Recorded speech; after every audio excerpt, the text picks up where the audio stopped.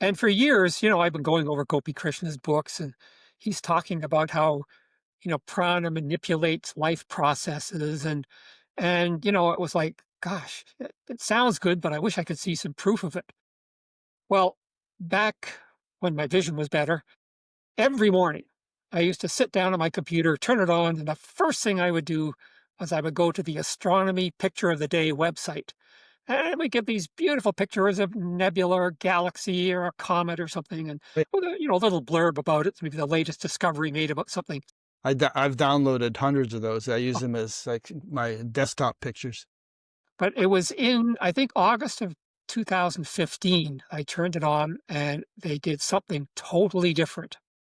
It was a graphic animation of a strand of DNA being replicated. Mm. And it showed this ladder at the bottom being split, and it came up to one side, and these little enzymes and proteins were reassembling the ladder.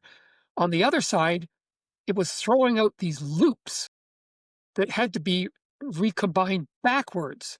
Then it would throw out another loop, recombine it backwards. I looked at this and I went, oh my God, this is Shakti. This is obviously not random, a random process. It's Shakti, it's intelligent, it's purposeful, it's designed. And I was just blown away. And that triggered in me a study of microbiology. And so I went out and I watched YouTube lectures from microbiology professors and whatnot. And I started learning about what goes on inside cells.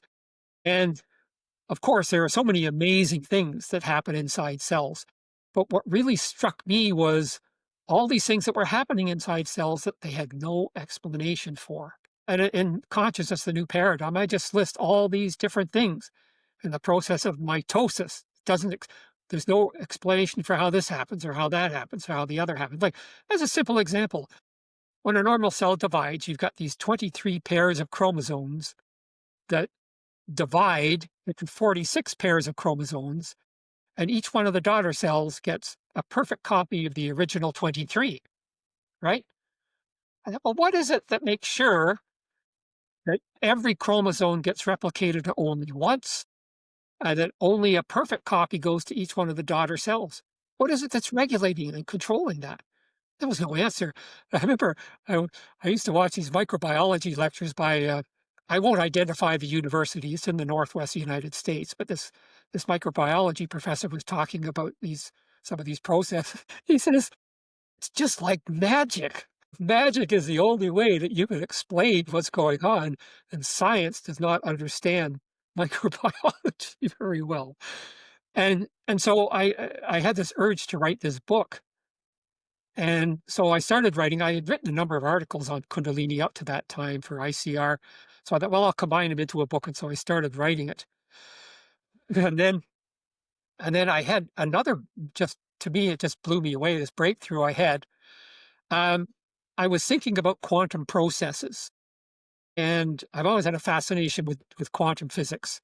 And I was thinking about this quantum process where when you make an observation of a subatomic particle, you can never know in advance exactly where it's going to be. So say we do a thought experiment. Say we evacuate all the air from a chamber, and then you have a gun that fires an electron or a proton into the chamber. And it's a perfect vacuum, so it can't run into anything.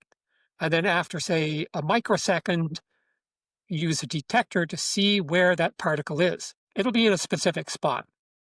Now, say you repeat this experiment 10,000 times in an absolutely identical fashion. The probability will approach zero that it will be in exactly the same position on any two of those replications, any two of them. And I thought, well, this is why Einstein said, God does not play with dice. And it's really a troubling thing for quantum physicists. And then I thought about it, and I thought, in order to know where the particle is requires consciousness. And what are we using to detect these particles? We're using our individual human consciousness. And then I thought about how Gopi Krishna just described, here's an example of the way he described this consciousness when he perceived it. He said, it is so vast and so powerful. He said, I am humble to dust. Those are his exact words. I am humble to dust.